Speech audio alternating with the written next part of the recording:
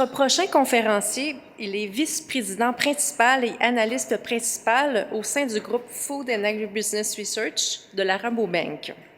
Il dirige l'équipe chargée du marché agroalimentaire en Californie, ainsi que le marché des fruits et légumes frais en Amérique du Nord.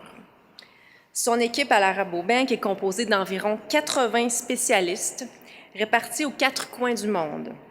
Leurs recherches et analystes portent sur tous les secteurs de la chaîne agroalimentaire et constituent des informations stratégiques pour les entreprises et les consommateurs. Avant de se joindre à l'équipe de la Rabobank en 2010, il a été notamment au service de la Bank of America pendant 11 ans. Il a agi à titre de vice-président principal, d'économiste agricole et de directeur de compte majeur. C'est donc avec tout ce bagage qu'il nous parlera des perspectives économiques agroalimentaires mondiales. J'invite sur scène M. Vernon Crowder.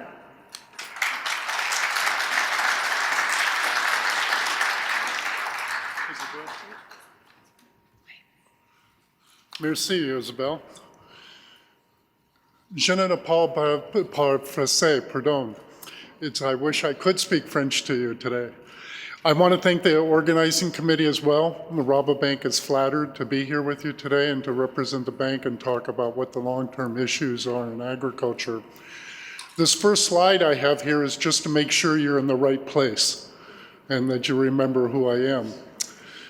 The next slide is a map that tells you where all of my colleagues work. At Rabobank, we have this thing, as Isabel described, the Food and Agribusiness Research Advisory Group.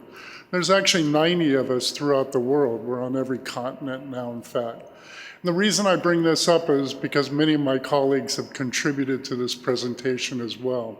They contributed in terms of their specialty and so forth, and giving me some of these slides, in fact.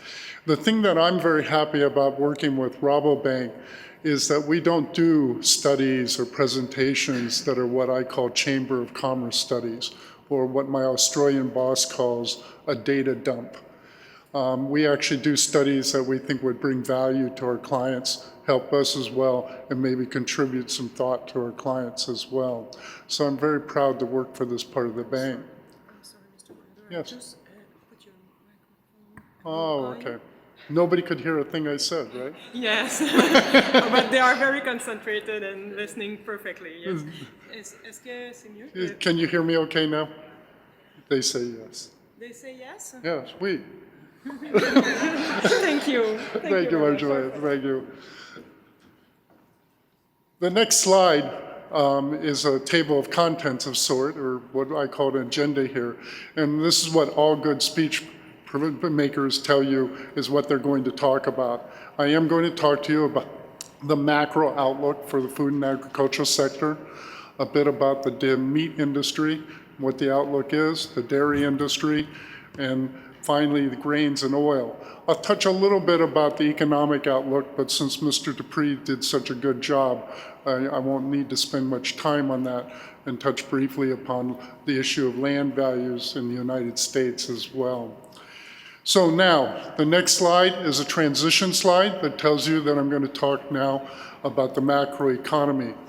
In the first slide I have here, I don't need to spend much time on because your previous speaker did such a good job, and that's looking at what's happening throughout the world in terms of GDP growth. I will admit to you this slide is a couple of months old. If we were looking at the slide today, we might move down the outlook for GDP in Europe and maybe in Brazil as well.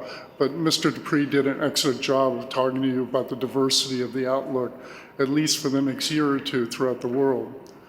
My next slide here is one that I really would like to focus with you on, and this is what's driving, has been what's driving growth in food and ag in the world and will continue to drive that. And that's obviously what's happening to population growth.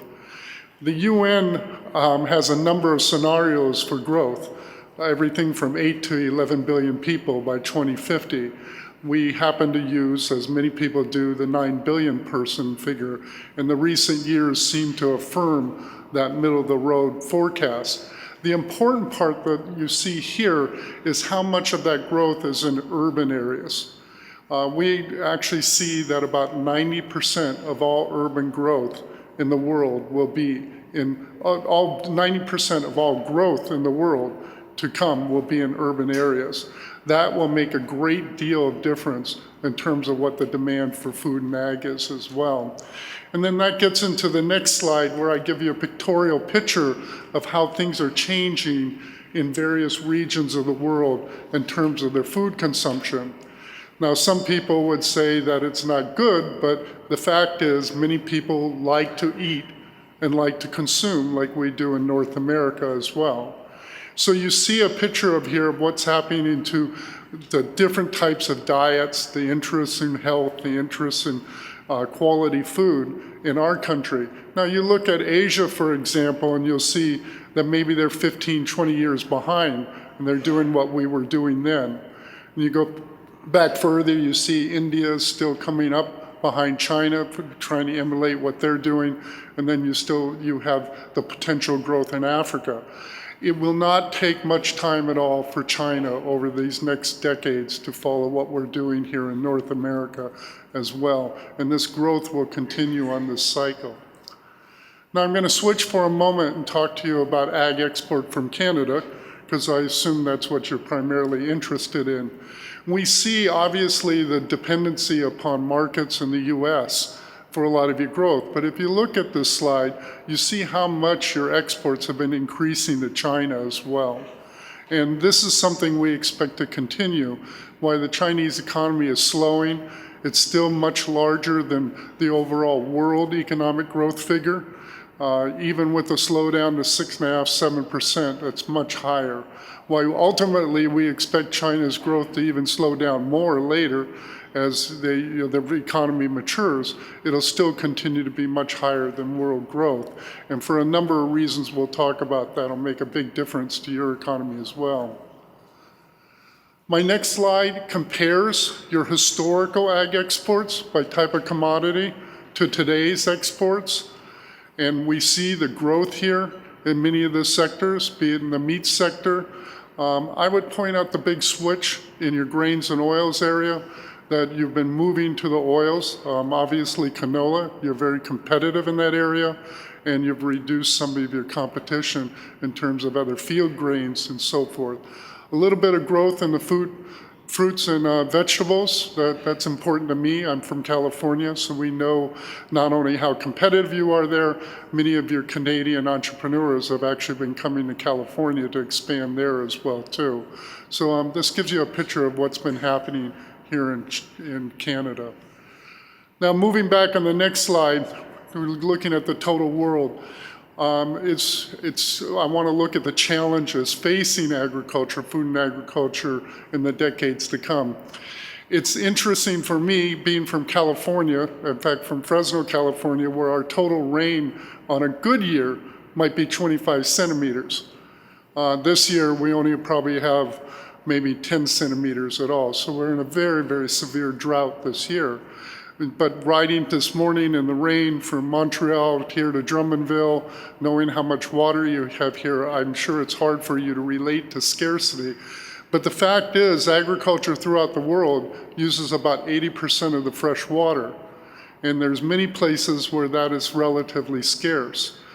Places like Australia have gone to great extents using market mechanisms to not only mitigate that scarcity, but still to allow their agricultural industry to grow. We're working on that in California and many parts of the United States as well. But we have a number of challenges, and just to give you an example, the overdrafting of groundwater basins in India, and Mr. Dupree talked about the growth there, but the overdrafting of groundwater basins is very severe in India as well. I also find it fascinating to look at this slide and realize that 30% of our energy consumption in the world is accounted for by the food chain from the beginning to the end. At the same time, think about it, 1.5 billion people in the world do not have electricity. So energy is a very important issue in the decades to come for food and agriculture to succeed as well. Now, to be able to get to 2050 and get over these challenges, this next slide here gives you a picture of 10 ideas of what we could do to succeed.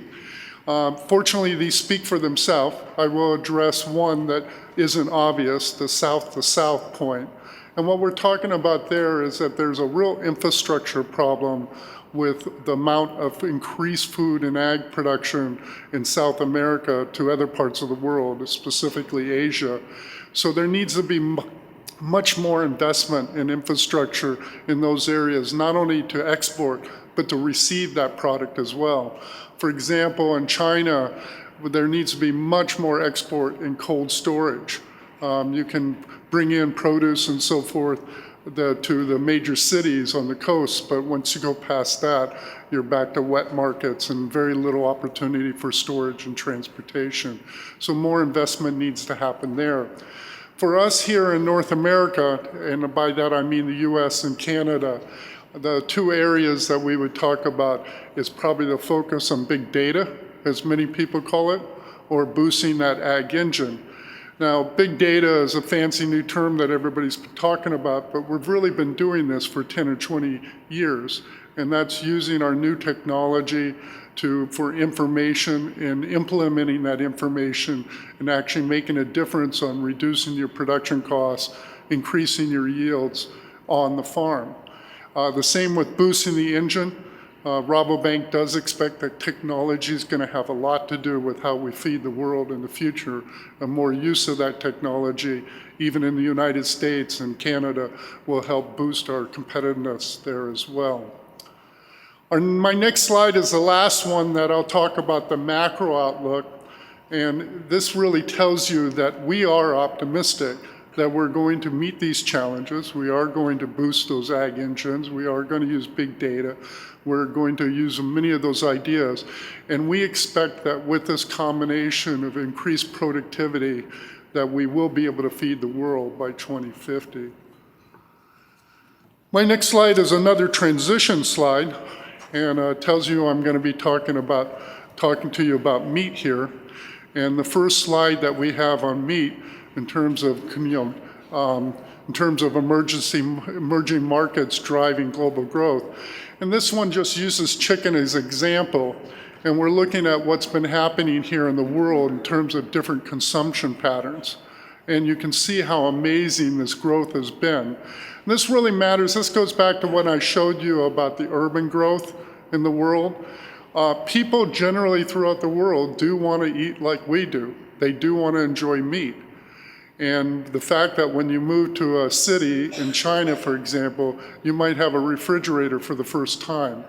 You might have a job where you have enough income to maybe have meat more than once a week. So that's where we've seen this kind of growth. If we continue to look down at the next slide, we look at animal protein consumption in a total. And we look here and we see that chicken is very competitive. It's a very well-priced product. Pork is as well. And we can see how fast those sectors are growing, much faster than the beef sector itself. But then we look at the next slide and we see that at least when we look at what's been happening to chicken consumption and pork consumption and how the beef price has really made it much easier for those products to be competitive.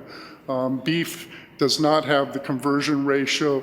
There's some real resource issues there that have really raised those prices of beef, and that's making real opportunities for pork and chicken. The next slide talks about China again, and this one I think I believe is important for Canada especially. Canada does not import much of their own meat in terms of pork, but what they do import is a lot. And Canada and the United States are obviously exporting to there. Now, if China really does, as we expect, if they really come to realize that their resources are much better spent on something else other than producing pork, you could see that a slight rise in their self-sufficiency would require a great deal more export by us. And I think that's something that you'll probably see happening in China in future years. Now, the next slide talks to you about Chinese chicken and what's been holding that back. The Chinese, as they're grown and their desire for Western-type food, have really been focused on beef. And the beef imports to China have far outstripped the chicken imports as well. So that's our picture on meat. Now I want to go to the transition. Next slide talks to you about dairy. And I realize that Canada is a bit isolated from international markets on dairy, but I do need to talk to you about the international markets there. We are in a period of surplus right now. This comes after record prices last year internationally. We know in the dairy sector that the quickest cure for high prices is high prices, and that's exactly what happened. The high prices encouraged additional production throughout the world, even in China as well. So we see that we're a bit in a surplus. Now, the slide here talks about feed costs have declined, and especially in US, that has helped the dairy sector a lot here, but they have not declined equally in all parts of the world. So we see, for example, feed costs are still very high in China as well. Chinese actually have overbought their milk. Their feed costs are still very high. Many of their small dairies, it's largely a political issue, are actually dumping milk. But the key is that they're not buying what they bought last year, and that has contributed to the depression in the price this year. So we also look at the next slide, talks about imports, and we see that Russia is out of the market. Not only were there the sanctions, we expected them to buy their milk someplace, but then with the crash of the oil prices, Russia doesn't even have the rubles to buy the milk anyhow. Their shelves are rather empty right now. And then I already talked to you a bit about China. They overbought, they built their inventory up too much in the previous year. They've done this before. So for right now, they're out of the market. We expect them to be more in the market later this year. And we expect somewhat of a recovery to start in dairy prices later this year. My last slide on dairy shows you that some other parts of the world have picked up on these low prices in dairy. Looking at parts of the Middle East, looking at what's been happening in Mexico, they've been buying more milk. That's helped. The question is this going to be an ongoing trend, or are they just taking advantage of the low price? We don't know that yet. Now, I'm going to talk to you a bit about something without a slide. And I've been cautioned by my friends at Rabobank that work here in Canada as well as the people that know Canada well. And I'm going to talk to you a bit about trade agreements. You recently have the European-Canadian trade agreement. I can't remember the exact number, if it's 2 or 3%, but they're going to allow 2 or 3% of your milk will now come in from Europe, possibly. Most likely that will be cheese. I say this just factually because that's, as somebody might say in your dairy industry, is like letting the camel's nose into the tent. The other trade agreement that may have more long-term impact upon what's happening in your dairy industry is the Trans-Pacific Partnership Agreement that's being negotiated. There's going to be a lot of attention not only to your dairy support program, but even your chicken support program as well.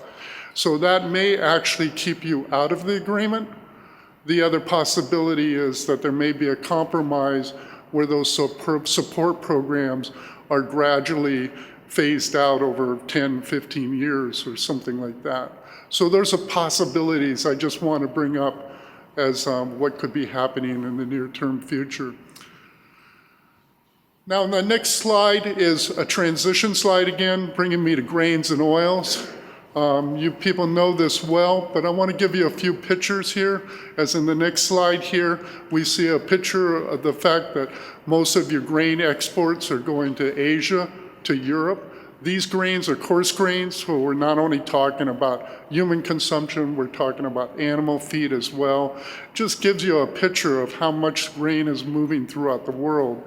The next slide does that as well. This time we're talking about actual animal meal feed. This is a soy meal, for example, and how that same is being produced in the West and how it's going throughout the world.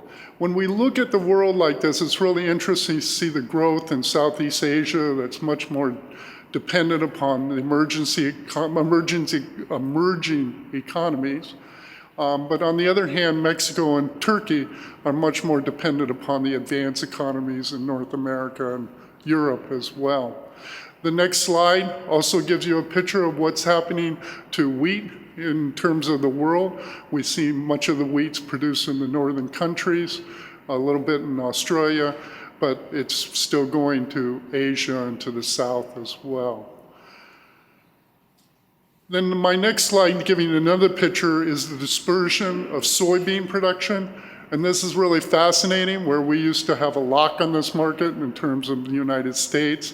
And now we see that South America is so competitive here and actually bigger than the United States in terms of meeting that Asian demand. My next slide here, the Asian Pacific century. I think what's really important here is to note that half of the growth in future grain and oil consumption will be in Asia, and it will be the West and some of the oceanic countries that will be meeting that demand as well.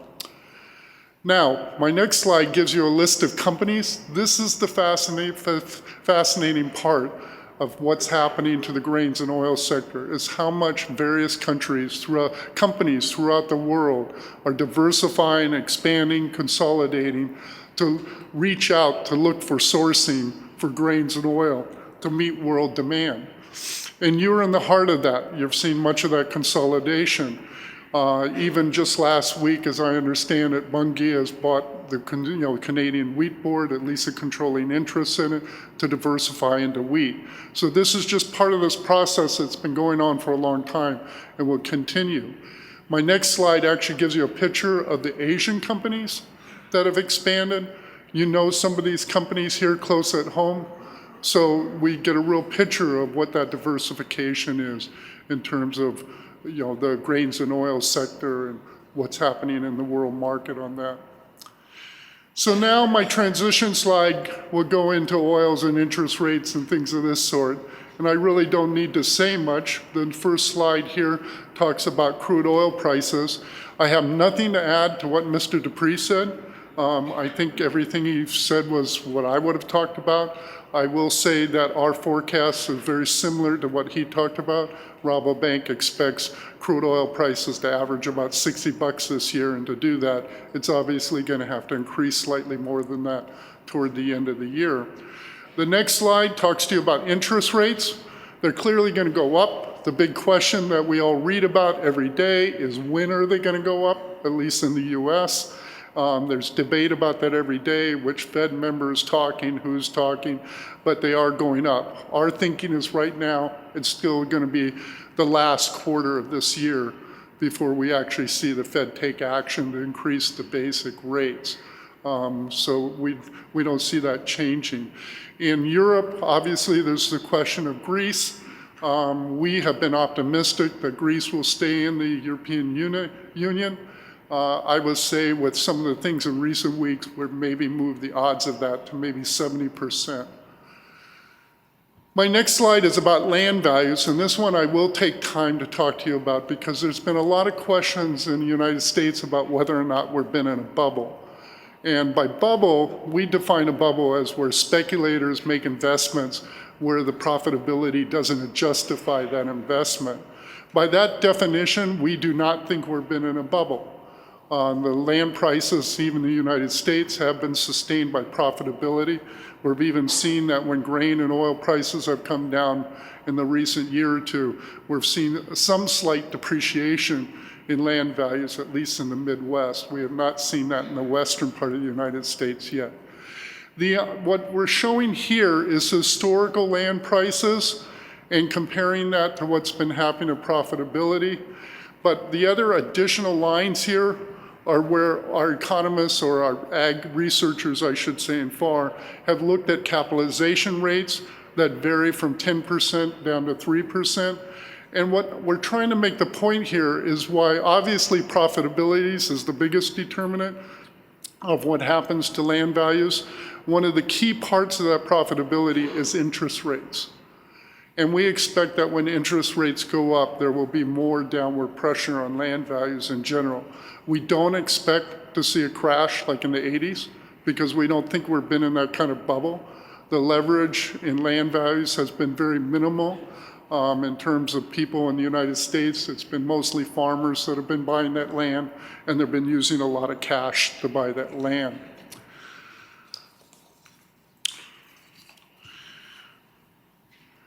So the next slide here, and again, Mr. Dupree did a great job of talking to you about the currency rates.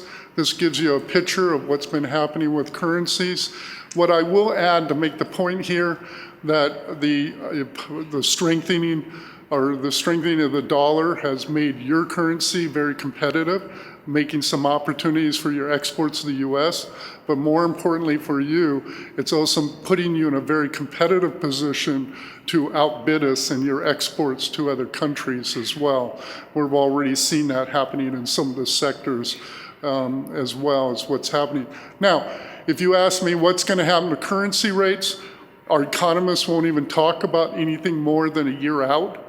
It's a very difficult sector to forecast, but we are confident that other economies, such as your own and others, will catch up with the growth in the United States. Will that take 2 years? Will it take 3 years? We don't know, but as you catch up, we expect to see the strength of the dollar moderate by then. So now I come to my conclusion slide. And this is where you'll realize how much better it is to have a blind speaker, because I don't read all the slides to you. You can see, obviously, my summary of your conclusion. You have some positives here in Canada in terms of your competitiveness, in terms of the meats, in terms of your potential in grains and oil. You have some challenges in terms of those trade agreements as well. And then there's the economic challenges. But overall, as part of the overall agri-system and knowing where the world's going in population growth and how much the rest of the world wants to eat a better diet, we fully expect to see, not only because of population growth, but because of better food consumption, that there's going to continue to be great appreciation and opportunity in the world to come. So Isabel, if you wouldn't mind helping me with questions, merci.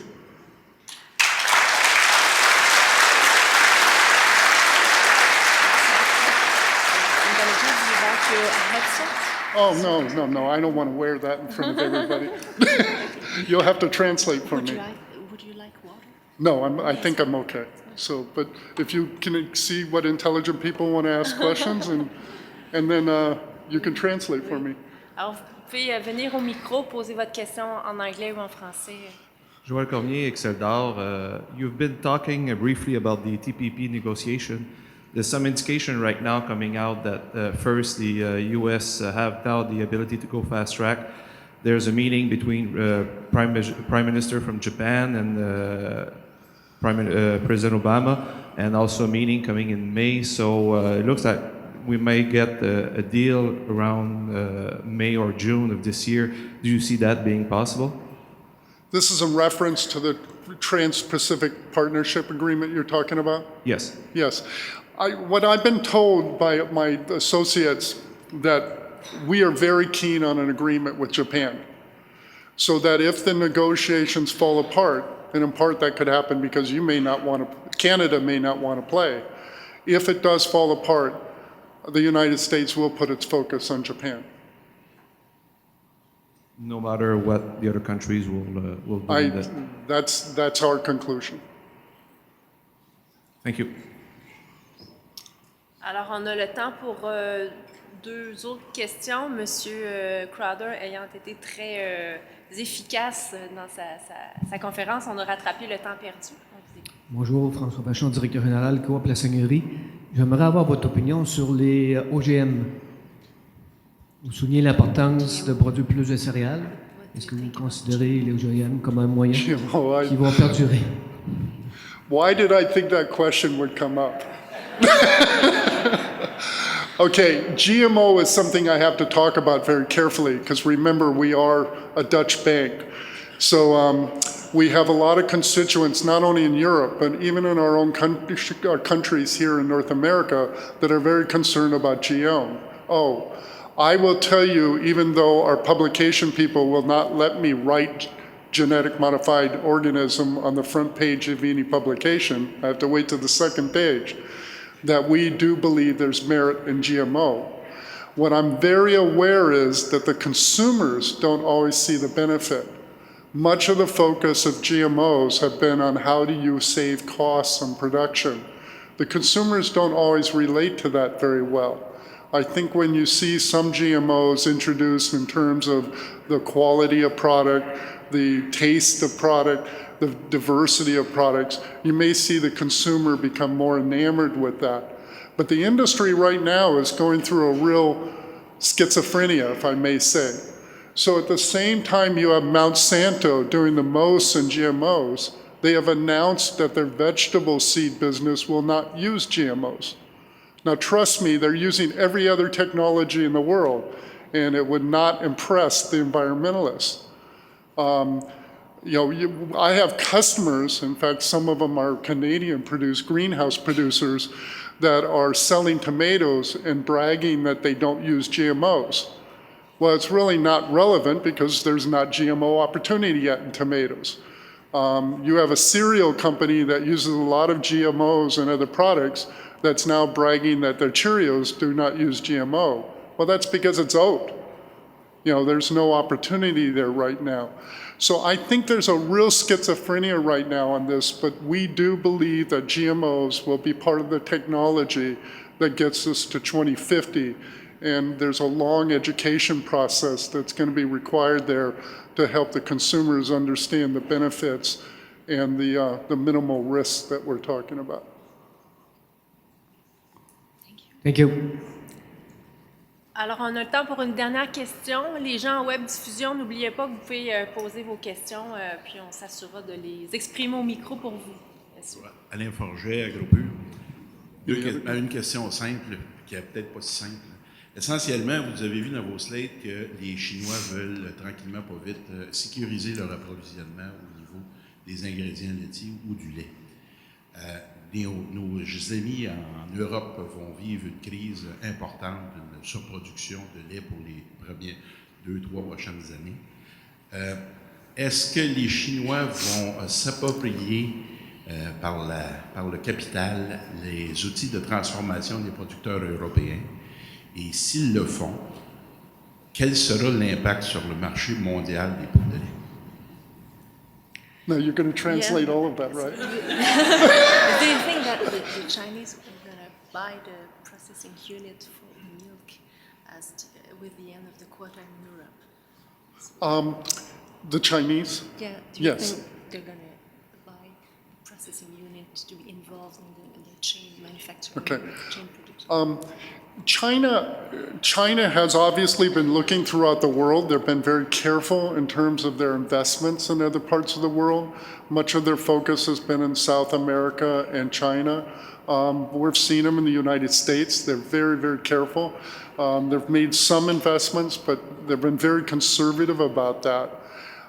They do want to increase their own dairy production in China, but they have a lot of problems there. They don't have the same infrastructure. They don't have the same availability of feed, the same, central core, that knowledge base that we have in Canada or United States as well.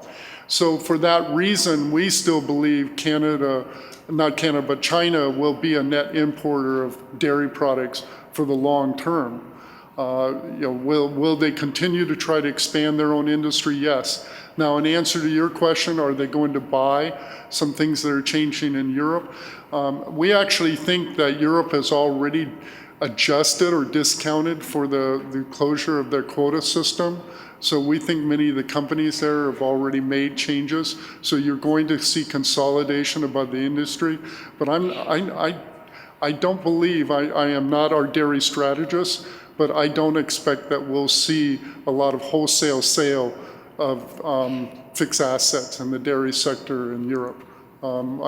We expect Europe will actually become more competitive as a dairy milk shed. Right now they're having difficulties because of the closure of the Russian market as well. Thank you very much. No, thank you. Merci.